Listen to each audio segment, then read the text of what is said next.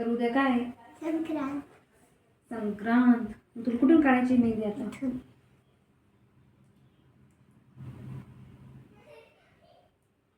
कटकली होते. दुर्गुली होती. हं? छोटी काढते का मग? नाही. कटकली होते.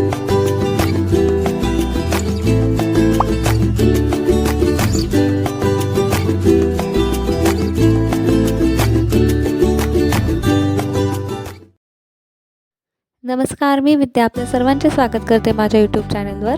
तर आजचा दिवस होता मकर संक्रांतीचा आणि तुम्हाला आजच्या ह्या मकर संक्रांतीच्या हार्दिक शुभेच्छा.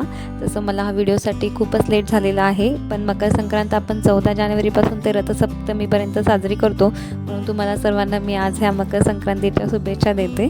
आणि आमच्या संक्रांतीची सुरुवात झाली आहे गरमागरम पुरणपोळीपासून. तर आता आई पुरणाच्या पोळ्या करत आहे, म्हणजे आई स्वयंपाक करत आहे आणि मी बाकीचं सर्व जे काम आहे ते आवरणार आहे. तर सकाळची जी कामं आहेत ते आता सुरू झालेली आहे. तर घरात असे दोघीजण असेल ना तर कामं खूप पटपट होतात. तर आता आई स्वयंपाक करता आणि हे बघा ही पुरणाची पोळी किती छान अशी लुसलुशीत झालेली आहे. आणि आता मी जे घरातले बाकीचे कामं आहे म्हणजे झाडझूड वगैरे फरशा ते सर्व करते. त्यानंतर आता माझे सर्व कामं झालेले आहेत आणि मी आता वाणाची तयारी करते. तर वाणासाठी जे काही सामान लागतं म्हणजे पेरू, गाजर, वाटाण्याच्या शेंगा, हरभरे हे सर्व सामान मी आता एकत्र घेतलेले आहे. आणि आता सर्व वाण वगैरे मी कट करून एका ठिकाणी काढून ठेवते आहे, कारण की नंतर पूजा करायची आहे आणि त्याच्यासाठी मी आता हे वाणाचं सामान जे आहे ते सर्व असं कट वगैरे करून मिक्स करून ठेवते. तर हे वाणाच्या सामानामध्ये आपण गव्हाची ओंबी, वाटाण्याच्या शेंगा, वालाच्या शेंगा, गाजरं, बोरं, ऊस तसेच हरभरे हे सर्व असं घेत असतो आणि ते सगळं वाण आपण एकत्र असं बोळक्यांमध्ये ठेवत असतो. तर आता मी हा ऊस कट करत आहे आणि आता हे ऊसाचे वगैरे तुकडे टाकल्यानंतर माझं वाणाचं सर्व जे काही सामान आहे ते रेडी होईल. आणि मध्येच आता ह्या ऊस कापता मध्येच मला लागून गेलेला आहे आणि सर्व सामान झालं म्हणजे सर्व करून झालं आणि लास्टला एवढं हे लागून गेलं. ते म्हणतात ना, हत्ती गेला आणि शेपूट राहिलं, ही अशी गंमत झालेली आहे माझी आता. तर कारण आता हे पूर्ण वाण तर चिरून झालं आणि शेवटच्या एवढ्या ह्या ऊसाच्या पीसमुळे मला लागलेलं आहे. आणि आता पटकन मला हे सगळं आवरायचं आहे, कारण नंतर मला साडी नेसायची आहे, मंदिरात जायचं आहे आणि घरी पण पूजा करायची आहे. तर कसं बसं वाणाचं जे काही सामान होतं ना ते सर्व कापकूप करून झालेली आहे. आणि त्यानंतर आता हे जे काही मला लागलं होतं कापतानाच मध्ये त्याच्यामध्ये आम्ही हळद भरलेली आहे, कारण की ब्लड निघत होतं. आणि आता मी संक्रांतीसाठी तयारी करते. तर आज जे कोणी ब्लॅक कलरचे लवर असतात ना तर ते आज ब्लॅक कलरची साडी किंवा ड्रेसेस पूजेसाठी घालू शकतात. आणि त्यामुळे मग मला पण ब्लॅक कलर माझा फेवरेट आहे, तर त्याच्यामुळे मी पण माझी ही जी काही ब्लॅक साडी आहे ती आज पूजेसाठी घालणार आहे. आणि ही जी साडी आहे ना ही माझ्या पहिल्या संक्रांतीची आहे लग्नानंतरच्या. तर आता ही साडी आज मी घालणार आहे आणि त्याच्यानंतर आजचा माझा लुक आहे संक्रांतीचा तो बघण्यासाठी स्टे ट्यून. तसेच पुढची जी काही माझी पूजा वगैरे आहे ते तुम्ही बघण्यासाठी व्हिडिओ बघत राहा. आणि अशा प्रकारे माझी साडी नेसून झालेली आहे. आणि आता ही अशी साडी नेसून झालेली आहे आणि अशी मी सिंपल अशी आज संक्रांतीच्या सणाची तयारी केलेली आहे.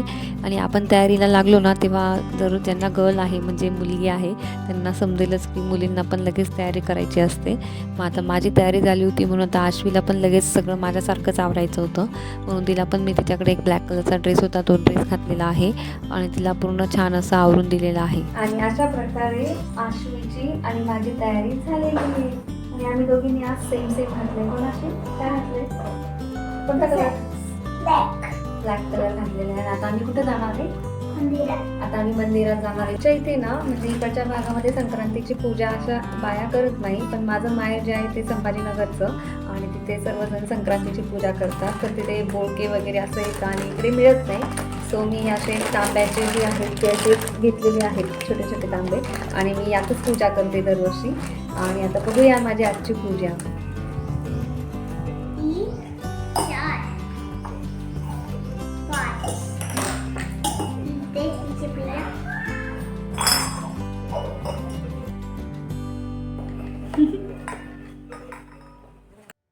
तर जसं की मी सांगितलं इकडच्या भागात संक्रांतीची पूजा कोणी शक्यतो करत नाही, त्यामुळे मी असे हे तांब्याचे बोळके घेतलेले आहेत, म्हणजे तांब्याचे तांबे घेतलेले आहेत आणि यातच मी दरवर्षी वाण पुसते.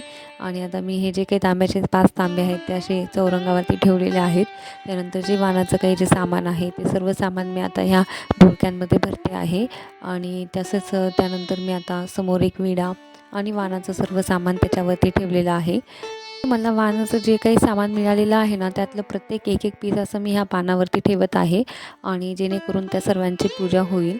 आणि तसंच मी आता हे बोळके वगैरे मांडून ठेवलेले आहेत आणि त्यानंतर मी आता त्यांना हा धागा गुंडाळते आहे. तर मराठवाड्यातील सर्व सुवासिनी स्त्रिया आहेत ना, तर त्या सर्व स्त्रिया संक्रांतीची अशीच पूजा करतात आणि तिकडच्या भागांमध्ये खास संक्रांतीसाठी काळ्या रंगाचे मातीचे बोळके मिळतात आणि त्याच बोळक्यांमध्ये वाणाचं सर्व सामान ठेवून सर्व स्त्रिया त्याची पूजा करतात. आणि आता इथे मी पण अशी ही जी काही पूजा करत आहे ती माझ्या मम्मीकडे बघितलेली आहे माहेरी आणि त्यानुसारच मी आता सर्व पूजा करत आहे. तर आता माझा धागा वगैरे गुंडाळून झालेला आहे. त्यानंतर मी आता ह्या बोळक्यांना हळदी कुंकाचे गंध लावत आहे. जसं की आपण कलशाला 5 ठिकाणी कुंकू लावतो तसंच ह्या बोळक्यांना मी 5 ठिकाणी हळद व कुंकू असं लावलेलं आहे.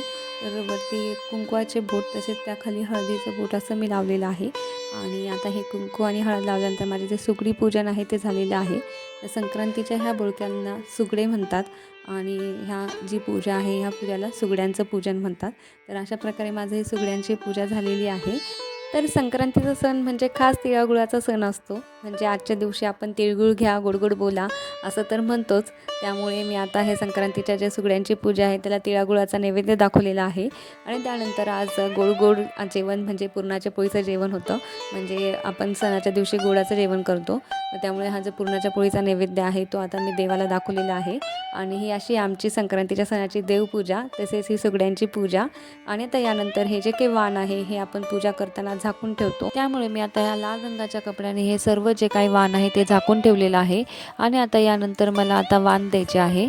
तर मी आता हे देवांजवळ एक पहिले वाण ठेवणार आहे. तर आपले जे देवघर असते त्यांच्यासमोर आपण एक वाण लावतो आणि त्यामुळे मी आता हे जे वाण आहे देवघरासमोर ठेवते आहे. तसेच वाण देताना आपण असे म्हणत असतो की सीता सीता वाण घे, रामाचं नाव सांगून दे. तर ह्याच पारंपरिक पद्धतीने मी आता देवासमोर वाण ठेवलेले आहे. आणि त्यानंतर मी आता दुसरे जे वाण आहे ते पण देणार आहे. आणि दुसरे जे वाण आहे ते आम्ही जनरली आमच्या इथल्या तुळशीला देतो. म्हणजे आपल्या घरासमोर जी तुळस असते तर तुळशीसमोर आपण हे वाण लावतो. त्यामुळे मी आता हे तुळशीची पण पूजा करून घेत आहे आणि तुळशीला पण वाण देत आहे.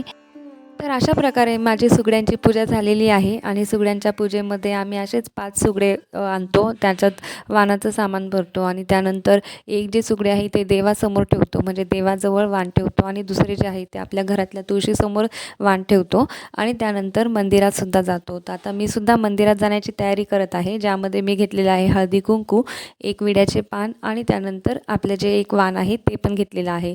तसेच त्याच्यासोबत मी आता तिळगुळाचा प्रसाद घेतलेला आहे आणि आता आम्ही मंदिरात जायला निघालेलो आहे. तर संक्रांतीच्या ह्या सणाला राम सीता किंवा विठ्ठल रुक्मिणी अशा मंदिरामध्ये जाता, जेणेकरून आपण सीता किंवा रुक्मिणी मातेला वाण लावू शकतो. तसेच मग आमच्या गार्डनमध्ये इथे विठ्ठल रुक्मिणीचं मंदिर होतं, त्यामुळे मी आता ह्या मंदिरामध्ये आलेली आहे. आणि त्यानंतर मी आता देवीला वाण देत आहे आणि दर्शन घेत आहे. सुवासिनींचे हळदी कुंकू सोबत तिळागुळाची गोडी, मोठ्यांची पतंगबाजी तर छोट्यांची बोरनानाची मस्ती, असे सर्वांचे धरून मन आला नववर्षाचा पहिला सण. मी व माझ्या परिवाराकडून तुम्ही व तुमच्या परिवाराला मकर संक्रांतीच्या हार्दिक शुभेच्छा. मकर संक्रांतीच्या या सणाला देऊन आले रुक्मिणी मातेला वाण. आशिषराव आणि माझी जोडी दिसते की नाही छान. तर असा होता आजचा हा उखाणा आणि व्हिडिओ, जो की मी आता इथेच थांबवते. आणि तुम्हाला माझा व्हिडिओ आवडला असेल तर व्हिडिओ लाईक आणि चॅनलला सबस्क्राईब करा. थँक्यू. Bye bye.